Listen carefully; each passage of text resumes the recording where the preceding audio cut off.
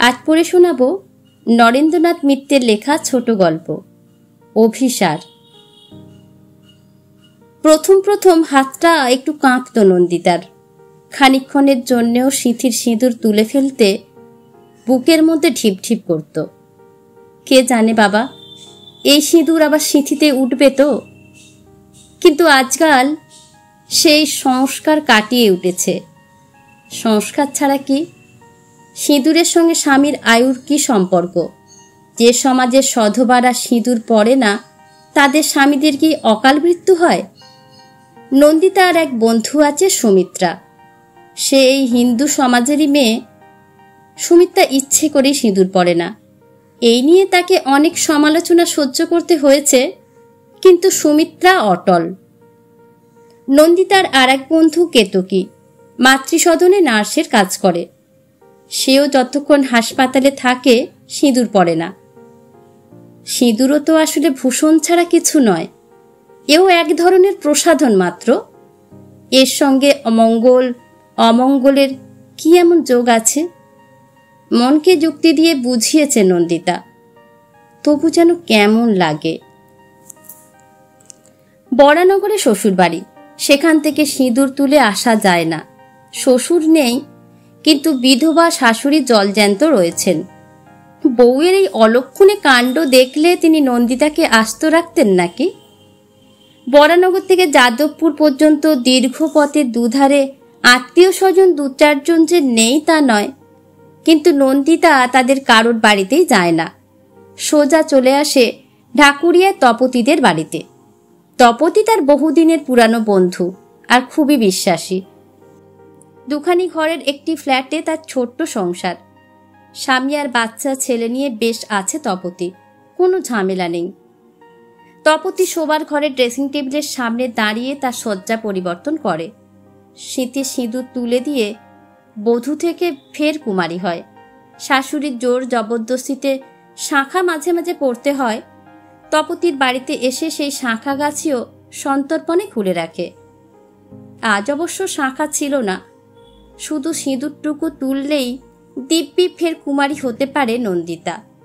কিন্তু তপতির আয়না বসানো গোদরেজের আলমারির সামনে দাঁড়িয়ে নন্দিতা আজ যেন কেমন একটু অন্যমনস্ক হয়ে পড়েছিল। বাইরে পড়ন্ত রোদ, রাস্তার ওপারের কয়েকটি নারকেল গাছ নিষ্পন্দ হয়ে রয়েছে। পিছনে খাটের উপর বসে ছেলেকে সাজাচ্ছিল তপতি, আর নন্দিতার কাণ্ড দেখে মুখ টিপে টিপে হাসছিল। একটু বাদে তপতি বলল, কিরে, তোর অভিসার সজ্জার আর কত বাকি? নন্দিতা মুখ ফিরিয়ে তাকালো। সজ্জা আবার কিসের? বরং সাজসজ্জা সব খুলে রেখেই তো যাচ্ছি। তপতি বলল, আহা, যেটুকু ধুয়ে মুছে যাচ্ছিস তাতে তার চোখেই ভালোই লাগবে। তা তো তার চোখে আরো বেশি রূপসী হয়ে উঠবার জন্যেই। শাড়িটাও বদলে যাবি নাকি? আমার বেগুনি রঙের শাড়িটা কি দেব? নন্দিতা বলল, না রে না, এই শাড়িতেই হবে। এই সাদা কোলে শাড়ি ওর পছন্দ। তপতি একটু হাসল। যতদূর জানি পছন্দটা তুই করিয়েছিলি। বিয়ের আগে তুই সাদা কোলে শাড়ি পরতে ভালোবাসতিস, গয়নাগাটি পরতেই চাইতিস নে। সুধীর বাধ্য হয়ে তো সেই নিরাবরণ রূপ পছন্দ করেছিল। কতবার অনুরোধ রঙিন শাড়ি পরতে, পরিসনি। এখন তো দিব্যি পরছিস, আবহাওয়ার সঙ্গে মিলিয়ে মিলিয়ে রং বেরঙের শাড়ি। নন্দিতা তপতির দিকে তাকিয়ে হাসল। আহা, যত বয়স বাড়ছে তত যেন কাব্য উছলে উঠছে। রঙিন শাড়ি পরব না তো কি করব? না পরলে শাশুড়ি যে রাগ করে। তপতি বলল, আজ জ্বালাস নে, শুধু শাশুড়ির দোহাই দেয়া হচ্ছে। তার পুত্রটির মন জোগাতে হয় না, নয়ন জুড়াতে হয় না। মুখ টিপে হাসল নন্দিতা। তারপর ফের আয়নার দিকে তাকিয়ে সিঁদুর তোলায় মন দিল। তপতি বলল, তাড়াতাড়ি কর, হাসপাতালের ভিজিটিং আওয়ার্সের অর্ধেক সময় তো কেটে গেল, 5টা বাজে। নন্দিতা বলল, বাজুগ্গে, বড্ড ক্লান্ত লাগে রে। তপতির ছেলে পিন্টুও তাগিদ দিচ্ছে, আমার তো খাওয়া হয়ে গেছে মা, কখন বেরোবে? তপতি জবাব দিল, এই তোমার মাসিমণির সাজসজ্জা শেষ হলেই বেরোবো বাবা, অস্থির হইও না। একটু ঠিক হয়ে দাঁড়াও, বোতামগুলো লাগিয়ে দিই। তারপর সে ফের নন্দিতার দিকে তাকালো।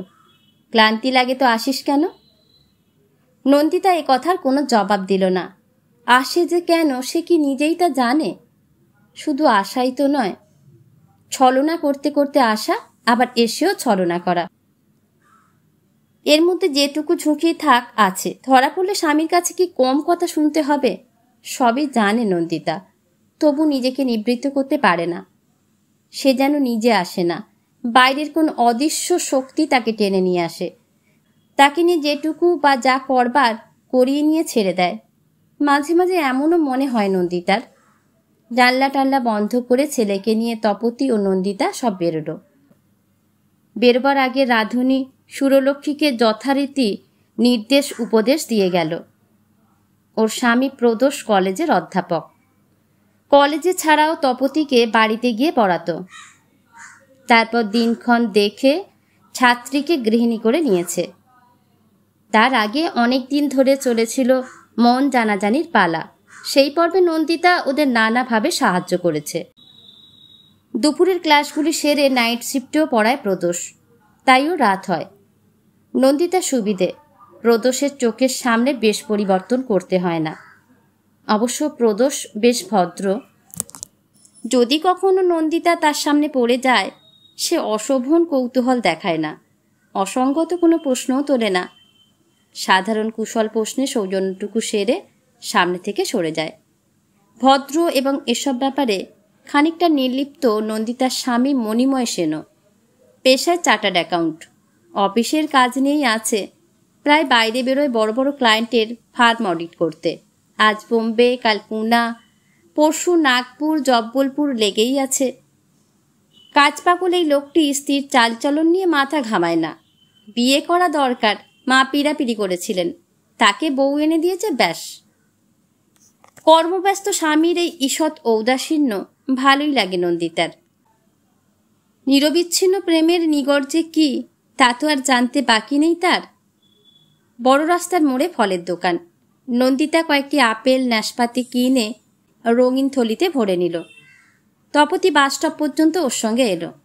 তারপর বলে, তুই ভাই তাহলে যা, শুধু ফল নিলি, ফুল নিলি নে? সে তো ফলের চেয়ে ফুলই বেশি ভালোবাসে শুনেছি। তুই যা, গিয়ে দেখে আয়।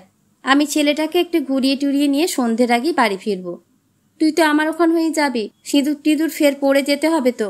আজ কিন্তু আমাদের সঙ্গে খেয়ে যাবি নন্দিতা, একসঙ্গে খাবো, গল্প করব। নন্দিতা অসম্মতি জানিয়ে বলল, না ভাই, সে আর একদিন হবে, আজ তো বলে আসেনি। তপতিরা চলে গেল। নন্দিতা বাস স্টপে এসে দাঁড়ালো। ভিড় দেখে একটা দুটো বাস ছেড়ে দিল নন্দিতা। তারপর উঠবো কি উঠবো না ভাবতে ভাবতে শেষ পর্যন্ত একটা বাসে উঠেও পড়ল। বসবার জায়গা মিলে গেল একটা। এই অভিনয়ে আজ যেন নন্দিতার বড্ড বেশি ক্লান্তি লাগছে। রুগ্ন বন্ধুকে আর কতদিন এভাবে ছলনা করবে নন্দিতা? ছলনা কি সে শুধু একজনকেই করছে? কতদিন আর সুবীরের কাছে ব্যাপারটা লুকিয়ে রাখবে? একদিন না একদিন সে তো সবই জানতে পারবে, জেনে আঘাতও পাবে। সেই আকস্মিক আঘাতের চেয়ে ওকে নিজের মুখে অকপটে সত্যি কথা জানানোই তো ভালো। এত সংকোচ কিসের নন্দিতার? সুবীরের জন্য সে তো কম দিন অপেক্ষা করেনি। ও অসুস্থ হবার পরও 7 বছর ধরে নন্দিতা ওর সুস্থতার জন্য দিন গুনেছে। মাঝে মাঝে সুস্থ হয়ে উঠেছে সুবীর। নন্দিতা আশা করেছে এবার বোধহয় হাসপাতাল থেকে ছাড়া পাবে, কিন্তু কর্তৃপক্ষ ওকে ছাড়েনি। শরীর একটু ভালো থাকলে সুবীর তো আর ঘরে বসে থাকতো না, নানা অজুহাতে বেরিয়ে পড়ত। শরীরের ওপর অত্যাচার কি সে কম করেছে? কিন্তু নন্দিতা কি তার জন্য নিজের দায়িত্ব অস্বীকার করতে পারে? সুবীরের এই বেহেমিয়ান ভাব সে কি নিজেই জাগিয়ে তোলেনি? মুখে সাবধান থাকতে বলেও নন্দিতা ওকে নিয়ে রোদে রোদে ঘুরেছে, বৃষ্টিতে ভিজেছে, রেস্টুরেন্টে খেয়েছে, না করেছে কি? তারপর আবার অসুস্থ হয়ে পড়েছে সুবীর। হাসপাতাল থেকে তার আর বেরোনো হয়নি। আবার চলেছে দীর্ঘস্থায়ী চিকিৎসার পালা। নন্দিতা তখন কলকাতায় দক্ষিণ দিকেই থাকতো। প্রায় রোজ আসতো ওকে দেখতে। হাতে ফলের ঠোঙা কি কোন দিন বাড়ির তৈরি খাবার নিয়ে আসতো টিফিন ক্যারিয়ারে করে। আনতো নতুন নতুন গল্পের বই কি মাসিক সাপ্তাহিক পত্রিকা। সুবীরের বিছানার পাশে 2 ঘন্টা তো থাকতোই, আরও 20-25 মিনিট বেশিই কাটিয়ে যেত। যতক্ষণ না হাসপাতালের লোক এসে বলতো সময় হয়ে গেছে, ততক্ষণ উঠত না। তারপর ধীরে ধীরে আসা যাওয়ার ব্যবধান বাড়তে লাগলো। রোজ আর আসা হয় না, সপ্তাহে 2 দিন করে আসে। তাতেও সুবীরের কি রাগ, কি অভিমান। আগের মতো তুমি আমাকে আর ভালোবাসো না। এই অবুঝ চিররুগ্ন মানুষটাকে কি করে বোঝানো যায়? ভালোবাসা প্রতি মুহূর্তে একরকম থাকে না, রোজ একরকম থাকে না, সেই স্রোতেরও জোয়ার ভাটা আছে। তবু নন্দিতা যুক্তি দিয়ে ওকে বোঝানোর চেষ্টা করে, সুবীর, ভালো আমি তোমাকে ঠিকই বাসি, কিন্তু আমি যে আত্মীয় বাড়িতে থাকি, তাদের তো সংসারে কিছু কাজকর্ম আছে, দায়িত্ব আছে। সংসারে আরও যে কত দরকারি কাজ থাকতে পারে তুমি এই হাসপাতালের বিছানায় শুয়ে শুয়ে কিছুই তা বুঝতে পারবে না। সুবীর বলে, খুব পারি নন্দিতা, বুঝতে খুবই পারি। আমি তো মায়ের পেট থেকেই রোগী হয়ে জন্মাইনি। 25 বছর সুস্থ শরীরে এই পৃথিবীকে ভোগ করেছি। একটু চুপ করে থেকে সুবীর একটু হেসেছিল। অবশ্য আত্মীয় স্বজনহীন বেকার নিঃসম্বল মানুষ যতটুকু ভোগ সম্ভব করতে পারে ততটুকুই করেছি, কিন্তু তুমি তো সব জেনেই আমার কাছে এসেছিলে। আমি তো চাল দিইনি, আমার যা নেই তা আছে বলে বড়াই করিনি। তারপর আমি অসুস্থ হয়ে পড়েছি, সেই অসুখ আর আমাকে ছাড়ছে না। শুধু সেই অপরাধে তুমি কি আমাকে ছেড়ে যাবে? এই কি তোমার মানবিকতা? নন্দিতা হেসে বলেছিল, ওসব দোহাই দিও না সুবীর। আমরা কেহ বা পুরো মানব, কেহ বা পুরো মানবী। দুজনের প্রথম পরিচয়, প্রথম বন্ধুত্ব, প্রথম প্রেমের কথা আজও মাঝে মাঝে ভাবে নন্দিতা। সুবীর তখন থেকেই হীন স্বাস্থ্য, নির্বৃত্ত, আত্মীয় স্বজনহীন। তবু নন্দিতা আকৃষ্ট হয়েছিল তার বিদ্যাবত্তায়। অত কিচ্ছুতার মধ্যেও সুবীর ভালো অনার্স করে পাশ করেছিল। নন্দিতাকে আকর্ষণ করেছিল তার নির্ভীক স্পষ্টবাদিতা। সে যেন অমিত শক্তিধর, সব রকম অনাচার অবিচারের বিরুদ্ধে সে যেন একাই দাঁড়াবার সামর্থ্য রাখে। সুবীর রাজনৈতিক অরাজনৈতিক সব রকম বক্তৃতাই ভালো করতে পারত। যখন যা লিখত তাও তীক্ষ্ণ হতো, সরস হতো, কিন্তু পুরো একখানা বই লেখার মনোযোগ কি সামর্থ্য ওর আর হয়ে উঠল না। রোগ ওকে একেবারে ধরাশায়ী করে দিল। টিবি আজকাল আর দুশ্চিকিৎসা নয়, কতজনের হয় আবার সারে। দিব্যি সুস্থ হয়ে তারা বিয়ে থা করে, ছেলেপুলে হয়। নন্দিতাও তাই ভেবেছিল সেরে যাবে, কিন্তু সারল না। হয়তো চিকিৎসা বিভ্রাট, হয়তো নিজের অনিয়ম অত্যাচার, হয়তো বা দুর্বল শরীরের প্রতিরোধ শক্তির অভাব, হয়তো এসব কিছুই আছে, হয়তো বা সেই সঙ্গে আরও কিছু। সুবীর মাঝে মাঝে বলতো, চিঠিতেও লিখত, নন্দিতা, তুমি যদি আমাকে আরও বেশি ভালোবাসতে, আগের মতো ভালোবাসতে, তাহলে আমি ঠিক সুস্থ হয়ে উঠতাম। আমি তাহলে ফের সব পারতাম নন্দিতা। হয়তো অসাধারণ কিছু হতাম না, আরও 5 জন সাধারণ মানুষের মতো ঘর বাঁধতাম, স্ত্রীকে ভালোবাসতাম, সন্তানকে ভালোবাসতাম, নাম যশের কাঙালপোনা করতাম না।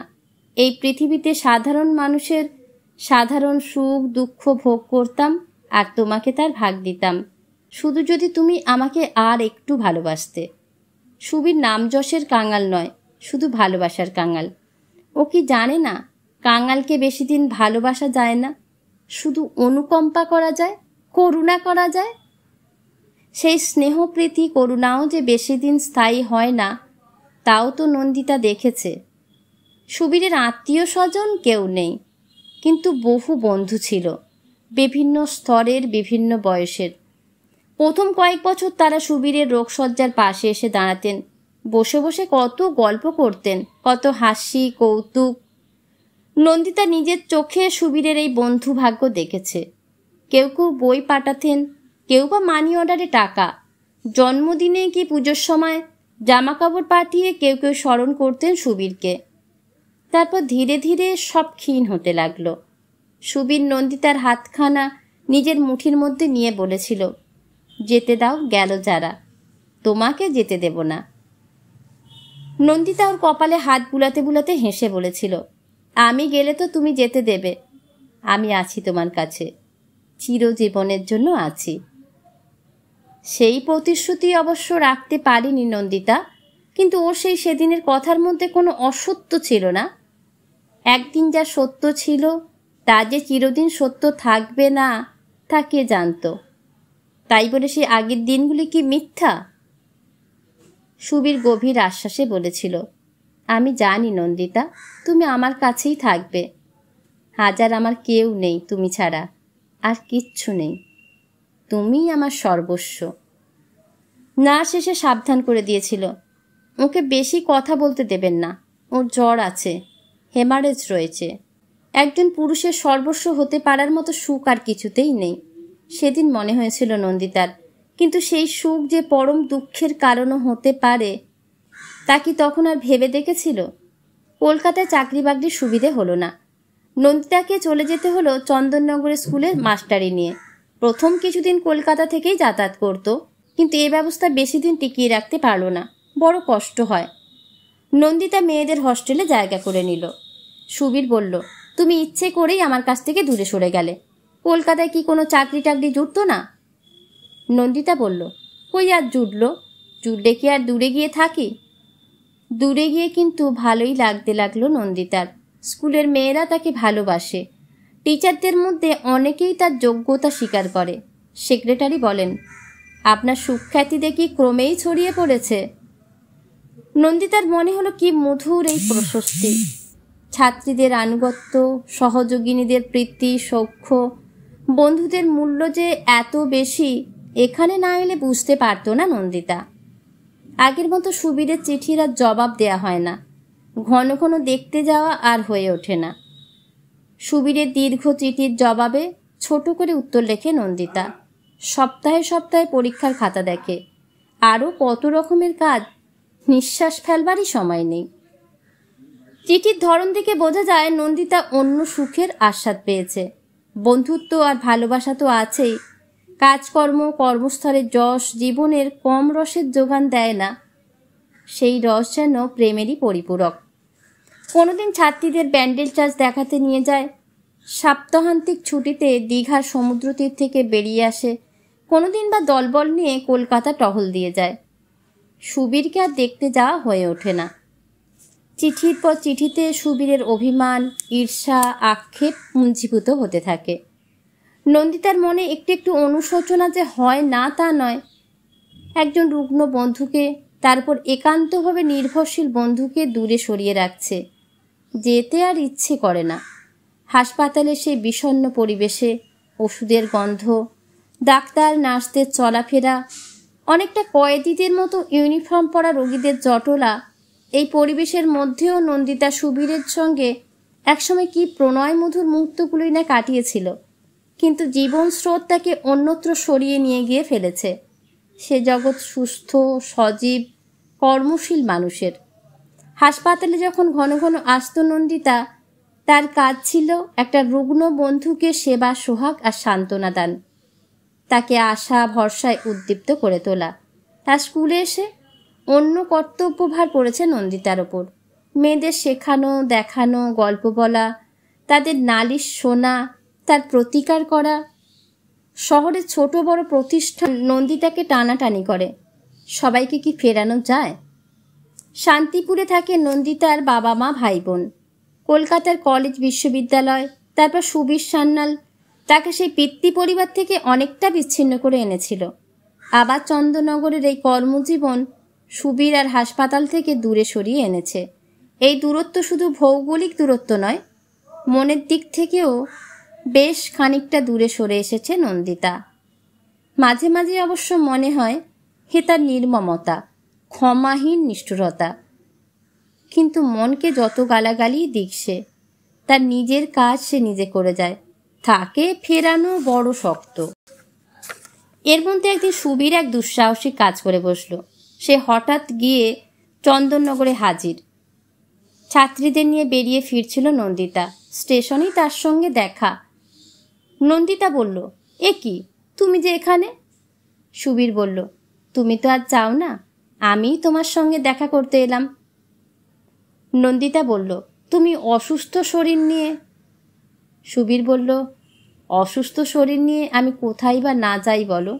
কোথায় তোমাকে নিয়ে আমি না ঘুরেছি? ভয় নেই, আমার স্পুটাম এখন নেগেটিভ। ছাত্রীদের একটু দূরে দাঁড়িয়ে থাকতে নির্দেশ দিয়ে নন্দিতা সুবীরকে বলল, তুমি অত্যন্ত অন্যায় করেছ। তোমার স্পুটাম পজিটিভই থাক আর নেগেটিভই থাক, তাতে কিছু এসে যায় না। আমি চাইনি তুমি স্কুল পর্যন্ত এসে ধাওয়া করবে। সুবীর বলেছিল, কেন?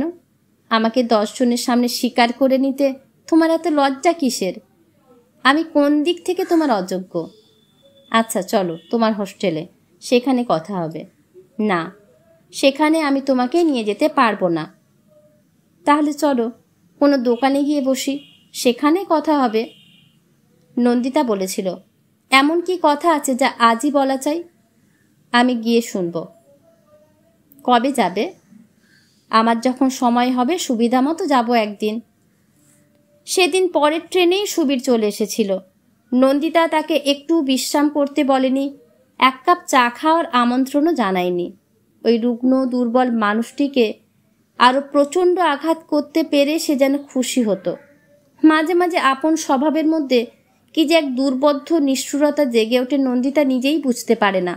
ঝড়ের মতো, ভূমিকম্পের মতো সে যেন এক প্রাকৃতিক বিপর্যয়। সব মায়া মমতার বন্ধন ছিন্ন ভিন্ন করে দিতে চায় সে। অবশ্য মতবিরোধ গোড়া থেকেই। সুবীর বলতো, আমি গোপনীয়তা চাই নে। আমি চাই তোমার আত্মীয় স্বজন, বন্ধু বান্ধব সবার কাছে তুমি আমাকে স্বীকার করো। কিন্তু নন্দিতার মনে দ্বিধা। সে বলতো, সময় আসুক, তখন তোমাকে বের করব। তার আগে তুমি সিন্ধুকে থাকো গোপন রত্নের মতো। দুজনের সম্পর্কের মধ্যে অনেক দিন আগেই চির ধরেছিল। এবার সেই ফাটল ক্রমেই বড় হতে লাগলো। অনেকদিন বাদে নন্দিতা ফের গিয়ে সাক্ষাৎ করল, কিন্তু সে যেন নিতান্তই কর্তব্যবোধ। তাতে কোনো রস নেই, আনন্দ নেই। সুবীর কিছুদিন অভিমান করেছিল, কিন্তু ফের তার সেই আবেগ, উচ্ছ্বাস, অভিযোগ, অভিমান প্রবল এবং অবিরল হয়ে উঠল। চিঠির পর চিঠিতে সে নন্দিতাকে অতিষ্ঠ করে তুলল। সুবীর লিখতে লাগলো, তুমি এত নিষ্ঠুর, এত হৃদয়হীন। কিন্তু এই গঞ্জনা শুনে নন্দিতার যে সহৃদয়তা বাড়ল তা নয়। সে ভাবতে লাগলো, এ কোন ধরনের পুরুষ? বিন্দু মাত্র যার আত্মসম্মান বোধ নেই। সব শেষ হয়ে গেছে শুনেও যে ছেড়ে দিতে চায় না। ইচ্ছার বিরুদ্ধে সে তাকে বেঁধে রাখতে চায়। তাকে সহ্য করা কি সহজ? কি করে এই কারাগার থেকে রক্ষা পাবে নন্দিতা ভেবে পায় না। একজন যেন অবাঞ্ছিত বাসনার 2 বাহু মেলে তাকে জড়িয়ে ধরবার জন্য পিছন থেকে ছুটে আসছে, আর নন্দিতা প্রাণপণে তার হাত থেকে রক্ষা পাওয়ার জন্য ছুটে পালাচ্ছে। পথের আর শেষ নেই। শেষ পর্যন্ত আশ্রয় মিলল। বাবা মা অনেকদিন ধরেই বিয়ের জন্য চাপ দিচ্ছিলেন, কিন্তু নন্দিতা তাতে কান দেয়নি। দাদারা বিরক্ত হয়ে এ প্রসঙ্গ ছেড়েই দিয়েছেন। যে যার কর্মস্থলে আছে বউ ছেলে মেয়ে নিয়ে। পারিবারিক বন্ধন শিথিল। 2-1 দিনের অতিথি হিসাবে তাদের কাছে যায় নন্দিতা, কিন্তু যাওয়ার পর সেই 2 দিন কাটানোও কষ্টকর হয়ে ওঠে। এই সময় বাবা মা আবার পীড়াপিড়ি শুরু করলেন। বাবা বললেন, খুকি আমার কথা শোন, আমার দশা তো দেখছিস। দেহের যা অবস্থা, নড়তে চড়তে পারি নে, কবে চলে যাব তার ঠিক নেই। অনেকদিন বাদে আবার একটি সম্বন্ধ এসেছে। ছেলেটি কালো, বাড়ির অবস্থা ভালো, আয় রোজগার ভালো, শুধু বয়স একটু বেশি। মা বললেন, আজকালকার ছেলেদের 40 বছর আবার একটা বয়স নাকি? তোমার মেয়েই বা এমন কি করছে খুকি? নন্দিতা বলল, করো, তোমাদের যা খুশি, আমি আর ভাবতে পারি নে। বাবা বললেন, আমি মাথার ওপরে আছি, তোর দাদারা মাথার ওপরে আছে, তুই কেন ভাবতে যাবি বলতো? এতদিন নিজের ভাবনা নিজে ভেবেছিলি বলেই তো এই হাল। ওরা যা বললেন তাতেই রাজি হয়ে গেল নন্দিতা। শুধু একটি শর্ত, কোনো রকম জাঁকজমক আড়ম্বর আয়োজন যেন না হয়। তেমন আড়ম্বর অনুষ্ঠানের সাধ্যও বাবার ছিল না। নানা কারণে দাদারা তেমন সাহায্য করতে পারলেন না। কারো বউয়ের অসুখ, কারো বাড়ি করতে গিয়ে ধার দেনা হয়েছে। নগদ টাকা কই হাতে? সুবীরকে ইচ্ছে করেই নন্দিতা জানায়নি। এ খবর সে সহ্য করতে পারবে না। কিন্তু নন্দিতা ভাবতে পারেনি বিয়ের পিঁড়িতে বসে এই শুভ উৎসবটা তার নিজের কাছেও তেমনি অসহ্য লাগবে। মনে পড়ে যাবে বহুদিনের পুরানো একটি প্রতিশ্রুতি, টিবি হাসপাতালের একটি বেড, একটি রোগজীর্ণ দেহ, আর দেখা হওয়ার সঙ্গে সঙ্গে 2টি চোখের সেই উজ্জ্বল ঔৎসুক্য। কিন্তু তখন তার ফিরবার উপায় নেই। আর ফিরবেই বা কোথায়? শুধু সহানুভূতিকে সম্বল করে সারা জীবন কাটিয়ে দেওয়ার মতো সংকল্পের জোর কি আর নন্দিতার আছে? মণিময়ের স্বভাব সুবীরের ঠিক বিপরীত। মানুষটি নীরস নয়, তবে অতিরিক্ত উচ্ছ্বাস উচ্ছলতার ও ধার ধারে না। সুবীরের মতো একটা নারীকে সর্বস্ব দিয়ে ভালোবাসার কথা মণিময় ভাবতেও পারে না। তবে স্ত্রীর যেটুকু প্রাপ্য তা নিশ্চয়ই দেয়, আদর সোহাগ করে, মদটদ খায়, তবে তা নিয়ে বড়াই কি বাড়াবাড়ি করে না। নিজের কাজকর্মে চাপ যখন পড়ে তখন কারো কথাই তার মনে থাকে না। অফিসের কাজে মাঝে মাঝে ট্যুরে বেরোয়। নন্দিতাকে রেখে যায় মার জিম্মায়। স্কুলের কাজ নন্দিতাকে বিয়ের পর ছেড়ে দিতে হয়েছে। মণিময় বলেছে, আমি যখন অক্ষম হয়ে পড়ব তখন চাকরি করো, যতক্ষণ শক্ত সমর্থ আছি ওসব নিয়ে দরকার নেই। শাশুড়ি মাঝে মাঝে বলেন, এত জায়গায় যাস, বউকে দু একবার নিয়ে গেলেই পারিস। মণিময় বলে, বেড়াবার জন্য তো যাইনে মা, যাই কাজে। যখন বিলাস ভ্রমণে যাব তোমার বৌমাকে সঙ্গে নেব। তখন আবার তুমিই বলবে আমার বউ পাগলা ছেলে আর দেখিনি। শাশুড়ি হেসে বলেন, না বাপু, তা আমি কোনোদিন বলবো না। তোমার যত খুশি বেড়াও না বউকে নিয়ে, স্বামীর বিরুদ্ধে অভিযোগ করবার কিছু নেই। এমন একজন বস্তুবাদী কর্মব্যস্ত পুরুষকেই তো চেয়েছিল নন্দিতা। তবু কেন যেন মনে হয় কিসের একটা অভাব আছে। এখানে এসে যেটুকু প্রয়োজন তা নন্দিতার মিটেছে, কিন্তু প্রয়োজনের অতিরিক্ত যেটুকু তা নাগালের বাইরেই রয়ে গেল। আর একজন ছিল অন্য রকম। প্রয়োজনের যে দাবি তার সিকিও তার কাছে মিটত না। সে দিত প্রণতিতের সুধা, যা হাওয়ায় ভাসে হাওয়ায় মিলায়। নন্দিতা কেন যেন মাঝে মাঝে মনে হয় এক নিগড় থেকে পালিয়ে এসে সে আর এক নিগড়ে এসে পড়েছে। সারা পৃথিবী যেন নানা ধরনের কারাগারে ভরা, শুধু তাদের নাম আলাদা, নিয়ম কানুন আলাদা, কিন্তু রুদ্ধ দ্বারের আড়ালে আবদ্ধ করে রাখবার কায়দা কানুন এক। তারপর ঠিকানা বদলে দেওয়া একখানা খামের চিঠি এসে পৌঁছল নন্দিতার হাতে। হাতের লেখাটা সুপরিচিত। চিঠি খুলে পড়ল নন্দিতা। সংক্ষিপ্ত চিঠি। অসুখ আবার বেড়েছে, ফের উঠতে হবে অপারেশনের টেবিলে। নেমে আসতে পারবো কিনা জানি নে, তোমার সঙ্গে একবার দেখা হলে ভালো হতো। স্বামী সফরে বেরিয়েছে। শাশুড়ির কাছ থেকে ছুটি নিল নন্দিতা। হাসপাতালে এক আত্মীয় আছে নন্দিতার, সম্পর্কে ভাই হয়। তার অসুখের বড় বাড়াবাড়ি। নন্দিতা অনুমতি চাইল, একটু দেখে আসবো মা। শাশুড়ি ভালো মানুষ, সঙ্গে সঙ্গে অনুমতি দিলেন। যাও না বৌমা, কিন্তু অত দূর কি একা একা যেতে পারবে? পারবো মা, একা একা চলাফেরা করার অভ্যাস আমার আছে। পথে যেতে যেতে নন্দিতার হঠাৎ মনে হয়েছিল, এই বেশে তো যাওয়া যাবে না সুবীরের কাছে। সে বড় নিষ্ঠুর হবে। ও যদি নন্দিতার বিয়ের খবর না পেয়ে থাকে তাহলে তো হয়তো অবাক হবে। মুগ্ধ বিস্ময়ের বাক্য আর হবে না। দুঃসহ বোঝায় স্তব্ধ হয়ে থাকবে। কি দরকার ওই মৃত্যু পথযাত্রীকে পথের প্রান্তে অমন করে ঠেলে দেবার? তার চেয়ে একটু মধুর মিথ্যায় তাকে শান্তি দিলে ক্ষতি কি? ঢাকুরিয়ায় বাবুবাগান লেনে থাকে তপতিরা। সেখানে গিয়ে বন্ধুকে সব কথা খুলে বলেছিল নন্দিতা। সৎ উদ্দেশ্য এবং কিঞ্চিত অসৎ উপায়ের কথা সে গোপন রাখেনি। তপতি সায় দিয়ে বলেছিল, ঠিক বলেছিস, মরার ওপর খাঁড়ার গা দিয়ে আর লাভ কি? বহুদিন পরে নন্দিতা সুবীরের রোগশয্যার পাশে টুলটির ওপর বসেছিল। সুবীরের চেহারা অনেক খারাপ হয়ে গেছে, দেহ শয্যালীন, ঘন ঘন কাশছে। তবু সুবীর তাকে দেখে উৎসাহে উঠে বসতে চেষ্টা করেছিল। নন্দিতা মৃদু ধমকে সুরে বলেছিল, আহা, উঠছো কেন আবার? সুবীর বলেছিল, আমি জানতাম নন্দিতা তুমি আসবে। আমার ওই চিঠি পেলে তুমি না এসে পারবেই না। বারবার কাশি এসে কথাবার্তায় ব্যাঘাত করছিল। নন্দিতা বলেছিল, আহ, কেন অত কথা বলছো? বারে, কতকাল পরে দেখা, কত কথা জমে রয়েছে, কথা না বললে তুমি বুঝবে কি করে? নন্দিতা মধুর প্রতিবাদ করেছিল, তুমি কি ভেবেছ বলো তো? কথা বললেই তবে বুঝবো, না বললে বুঝবো না? সস্নে ধমকে ওর সব কথা বন্ধ করে দিয়েছিল নন্দিতা। খানিকক্ষণ চুপ করে থেকে সুবীর ফের বলেছিল, আমি অনেক চিঠি লিখেছি তোমাকে। কই, পাইনি তো। পোস্ট করিনি, ভাবে কি করে, জমিয়ে রেখেছি। আজ তোমাকে সব দিয়ে দেব। ডায়েরি রেখেছি দিনের পর দিন, সেও তোমারই কথায় ভরা। নিয়ে যেও। আমার এই মূল্যবান সম্পত্তির তুমিই একমাত্র স্বত্বাধিকারিণী। আজই তুমি সব নিয়ে যেও, কাল যদি না থাকি। নন্দিতা বলেছিল, কি যে বলো, না থাকবার কি হয়েছে? তোমার অসুখের ধারাই তো এই, কখনো বাড়ে কখনো কমে। সেদিন সুবীরের ডায়েরি আর চিঠিগুলো নন্দিতা রেখেই এসেছিল, বলেছিল আর একদিন নেব। মনে মনে বলেছিল, নেব যে, নিয়ে রাখবো কোথায়? কী সব কারণে অপারেশন স্থগিত আছে। বিনা অপারেশনেই একটু একটু করে সুস্থ হয়ে উঠে সুবীর। সংকটটা এবারের মতো বোধহয় কাটল। এখন হঠাৎ আবার নন্দিতার আসা যাওয়া বন্ধ হয়ে যাবে। অত দূর থেকে এত ঘন ঘন দেখতে আসা ভালো দেখায় না। মণিময় ট্যুর থেকে ফিরে এসেছে, এখন কলকাতায়। সেদিন হেসে বলেছিল, কি গো, তোমার ভাইয়ের অসুখ টসুখ সারল? নন্দিতা বলেছিল, সম্পূর্ণ সারেনি। মণিময় বলেছিল, খানিকটা সারলেই হলো।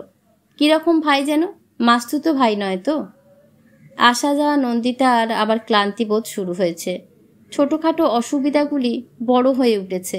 কে জানে এর মধ্যে কতখানি বা মনের ক্লান্তি, কতখানি বা শরীরের।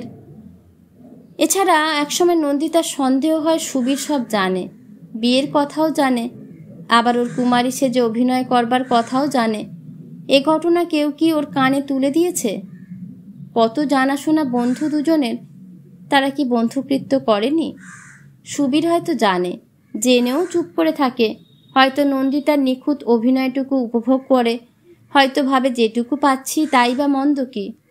একদিন যা বাস্তব ছিল, আজ তার ছায়াটুকু নিয়ে, ছলটুকু নিয়ে দুজনের সময় কাটে। সুবীর বলে, আমি আর এখন বেশি কিছু চাই নে নন্দিতা। আমার সাধনা এখন সবচেয়ে কম চাওয়ায়, প্রায় না চাওয়ার সাধনা। আমার পরীক্ষা এখন সবচেয়ে কম পেয়ে, এমনকি কিছু না পেয়েও কি করে বেঁচে থাকতে পারি তাই নিয়ে। এসব কথার মানে কি? হয়তো ধরা পড়ে গেছি এই সংশয় নিয়ে। লুকোচুরিতে কি কোনো মজা থাকে? নির্দিষ্ট স্টপেজ ছাড়িয়ে নন্দিতা চলে এসেছিল। বাস থেকে নেমে সেই পথটুকু সে ফের হেঁটে এগিয়ে এলো। বহুদিনের পরিচিত সেই হাসপাতালের গেট। রোগীদের আত্মীয় স্বজনরা কেউ ঢুকছেন, কেউ বেরোচ্ছেন। মজা থাকুক আর না থাকুক, নন্দিতা আর বেশি দিন এভাবে এখানে আসতে পারবে না। তাকেও আবার দীর্ঘদিনের জন্য ছুটি নিতে হবে, আড়ালে চলে যেতে হবে। তারপর হঠাৎ একদিন ঢুকে পড়তে হবে কোনো হাসপাতালে। সে হাসপাতাল অবশ্য কোনো অসুখের হাসপাতাল নয়। শাশুড়ি নাতির মুখ দেখার জন্য দিন গুনছেন।